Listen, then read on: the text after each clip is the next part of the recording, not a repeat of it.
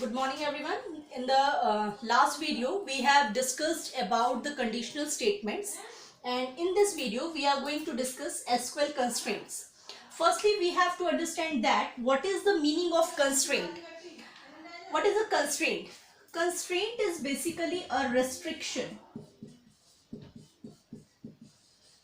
You can say a kind of condition that we apply on a certain column. We have number of types of constraint: not null, default, unique, check, primary key and foreign key. One by one I am going to discuss all. Firstly, I am going to discuss not null constraint. What is the purpose of using this? In not null constraint, if you have applied this constraint on a table, then the particular column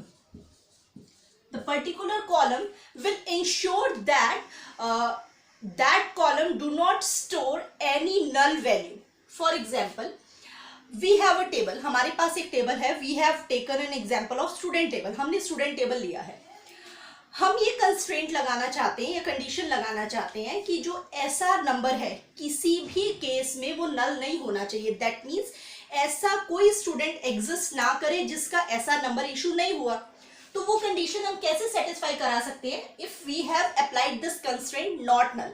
कैसे use करेंगे? जब आप table create करते हैं उसी time पे हमें ये कंस्ट्रेंट्स लगाने हैं, और अगर आपने उस टाइम पे कंस्ट्रेंट नहीं लगाया तो भी हमारे पास ऑल्टरनेटिव है. हम ऑल्टर कमांड यूज करके इसके स्ट्रक्चर को चेंज कर सकते हैं. अब कैसे नॉट नल कंस्ट्रेंट लगाना है? हमारे पास टेबल है create student, create table. Table का नेम है स्टूडेंट, देन नॉर्मल ब्रैकेट. मेरा जो फर्स्ट कॉलम है दैट इज एसआर नंबर. इसमें किस तरीके की वैल्यू स्टोर हो रही है? इंटीजर. और इस पर्टिकुलर कॉलम में मैं ये कंस्ट्रेंट लगाना चाहती हूं कि यहां पे कोई नल वैल्यू स्टोर ना हो. तो मैंने कंडीशन लगा दी नॉट नल. इसके बाद मैंने स्टूडेंट में उसका नेम लिखा, कैर, साइज ले लिया मैंने 10. फिर मैंने एज लिखा, उसके लिए भी आई हैव यूज्ड इंटीजर. फिर मैंने डेट ऑफ बर्थ लिखा, उसके लिए मैंने डेट टाइप ले लिया and then close. So this is the criteria to apply the constraint while creating the table named student. जब मैं स्टूडेंट नाम का टेबल क्रिएट कर रही हूँ उस टाइम पे मैंने ये कॉलम लिए, ऐसा number, name, age and date of birth. ऐसा नंबर में किस तरीके की वैल्यू स्टोर होगी? इंटीजर टाइप की. और वहां पे मैंने ये कंस्ट्रेंट अप्लाई किया है कि ये नॉट नल हो. दैट मीन्स किसी भी केस में अगर हम यहाँ पे कोई नल वैल्यू स्टोर करते हैं तो वो एक्सेप्ट नहीं होगा. उसके बाद नॉर्मल जैसे हम बाकी टेबल क्रिएट करते थे, नेम, एज, जो भी आप कॉलम्स लेना चाहें और उनके डेटा टाइप. जब आपके टेबल के सारे फील्ड्स आपने एंटर कर दिए तो जो नॉर्मल ब्रैकेट आपने स्टार्ट किया वो आपको क्लोज करना है एंड देन सेमी कॉलन से ये एग्जीक्यूट हो जाएगा. So this is the way to apply not null constraint. Okay, next we have default constraint. इसका क्या मतलब है? इन एनी टेबल अगर आप बाय डिफॉल्ट कोई वैल्यू सेट करना चाहते हैं उस केस में हम ये कंस्ट्रेंट यूज करते हैं, डिफॉल्ट कंस्ट्रेंट. कैसे काम करता है? कंसिडर कीजिए कि अगर गर्ल्स का सेक्शन है और उसमें हम जेंडर स्टोर करा रहे हैं टेबल में, तो ऑब्वियसली सब फीमेल होगा. उसके लिए कोई वैल्यू यूज करने की जरूरत ही नहीं है, ये यूजर से मांगने की जरूरत नहीं है. तो उस केस में हम क्या स्टोर करा सकते हैं, क्या यूज कर सकते हैं? Default constraint. अगर बॉयज का एक सेक्शन है, वहां पे हम किसी टेबल के अंदर, आपका जो क्लास का टेबल बना रहे हैं उसके अंदर हम जेंडर स्टोर कराना चाहते हैं, तो वहां पे भी हम we can keep the default value as a male. So किस तरीके से अप्लाई करेंगे? I am using second one, default constraint. Yes, we were talking about default constraint. I have said default constraint हम तब यूज करते हैं अगर हमें कोई वैल्यू बाय डिफॉल्ट सेट करनी है. For example, if you are talking about the boys section तो बाय डिफॉल्ट हम जेंडर मेल सेट कर सकते हैं. If you are talking about girls section तो बाय डिफॉल्ट हम जेंडर फीमेल सेट कर सकते हैं. मैं ये एग्जाम्पल ले रही हूं. We have a table and while creating the table, create table student. we have the SR number is of integer type. Then we have name of character type. We have gender, char 1, default F, and then we have father name, character type 20. बाकी में और कोई value नहीं. This is one of the example. जब हम table create कर रहे हैं, नेम क्या है टेबल का? स्टूडेंट. हमने एक कॉलम लिया ऐसा नंबर, उसमें वैल्यूज जो स्टोर होंगी that will be of integer type. Then we have name, character पहले मैंने 1 लिखा था, यहाँ पे 10 है, इसका मतलब है कि मैक्सिमम 10 कैरेक्टर्स यहाँ पे स्टोर हो सकते हैं. जेंडर मैंने लिया 1, either you will write M और F, जिसमें मैंने डिफॉल्ट सेट कर दिया है कि जब हम वैल्यू एंटर कर रहे हैं जेंडर की तो बाय डिफॉल्ट वहां पे क्या आ जाएगा? फीमेल, क्योंकि गर्ल्स का सेक्शन है वी आर टॉकिंग अबाउट. और फादर्स नेम की जगह पे जो वैल्यू स्टोर होगी maximum 20 character. So this is one of the example जहां पे आप बाय डिफॉल्ट कोई वैल्यू सेट कर सकते हैं. अगर यूजर कुछ एंटर करा रहा है तो इट्स वेल एंड गुड. अगर यूजर कुछ एंटर नहीं करा रहा तो जो डिफॉल्ट वैल्यू आपने दी हुई है वो डिफॉल्ट वैल्यू ही यूज होगी. Clear? Next we have unique constraint. Unique constraint का क्या काम है? किसी भी कॉलम में अगर आप डुप्लीकेसी नहीं चाहते, यू डोंट वांट कि डुप्लीकेसी हो, वैल्यू सेम हो जाए, उस केस में हम ये कंस्ट्रेंट लगाते हैं विच इज यूनिक कंस्ट्रेंट. जैसे कि आपके जो रोल नंबर है क्लास के वो सेम नहीं हो सकते, तो आप कौन सा कंस्ट्रेंट लगाएंगे? Unique constraint.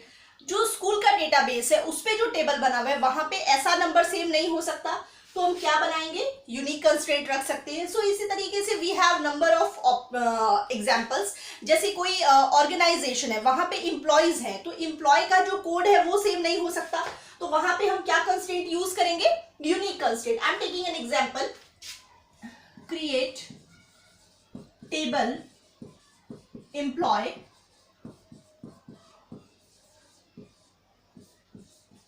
Employ code integer.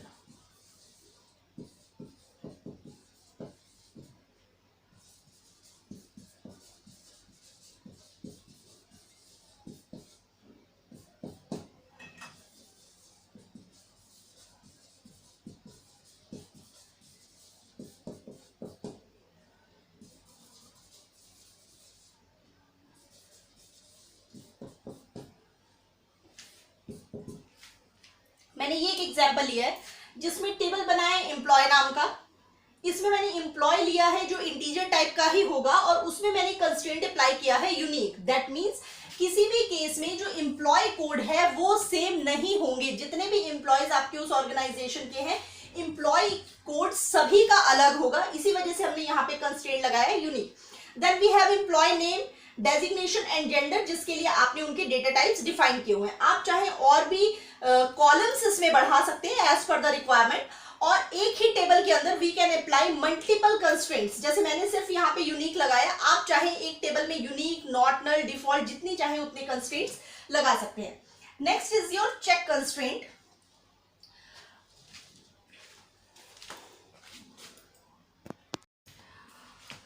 Next we are talking about check constraint.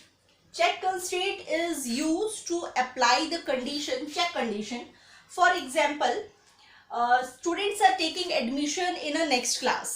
आप देखना चाहते हैं कि उनका जो रिजल्ट है वो पास हो या फिर परसेंटेज जो है वो 33% से ज़्यादा होने चाहिए.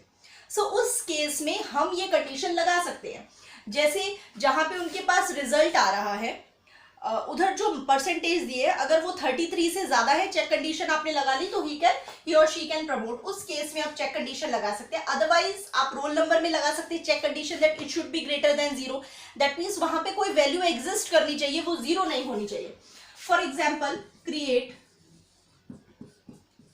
टेबल स्टूडेंट, ऐसा नंबर इंटीजर, नेम कैर 20, और आपका जो रिजल्ट है उस पे हम इंटीजर ले रहे हैं एंड चेक कंडीशन लगा रहे हैं ग्रेटर देन 33। अगर ये कंडीशन सेटिस्फाई हो रही है तो हम इस टेबल में उस स्टूडेंट्स की वैल्यू को एंटर करेंगे, अदरवाइज नहीं करेंगे, जिससे हम ये फाइनलाइज कर पाएंगे कि वेदर ही और शी इज पास और नॉट। सो इस तरीके से कुछ हम जब टेबल क्रिएट करते हैं, उनका स्ट्रक्चर डिजाइन करते हैं, तो आप अपने कंस्ट्रेंट लगा सकते हैं। We have discussed not, null, default, unique and check. आप चाहें तो अलग अलग टेबल में लगाएं, आप चाहें तो एक ही टेबल में ये चारों कंस्ट्रेंट्स लगाएं। Now we are left with primary key and foreign key. Primary key you know कि जहां पे आप नहीं चाहते कि वैल्यू की डुप्लीकेसी हो और नल वैल्यू स्टोर हो, उस केस में हम प्राइमरी की लगाते हैं। और फॉरेन की यूज करने के लिए आपको दो टेबल्स की जरूरत पड़ती है, एक हमारा प्राइमरी टेबल होता है या फिर मास्टर टेबल, और दूसरे टेबल की हम वैल्यूज को यूज करते हैं, that we will discuss later. ये दोनों कंस्ट्रेंट्स अभी हम नेक्स्ट वीडियो में डिस्कस करेंगे। This is all about it.